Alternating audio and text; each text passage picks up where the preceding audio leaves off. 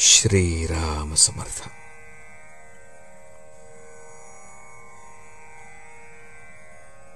संतांनीच भगवंताला सगुणात आणले.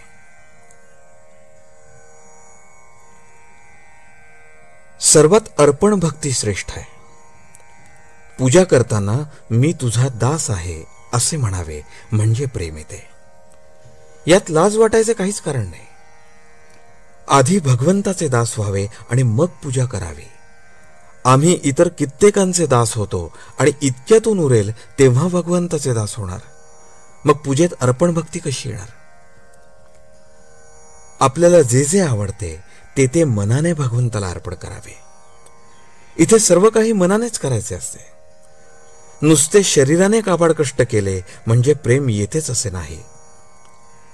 चित्त विषयाकडे ठेवून भगवंताची सेवा करणे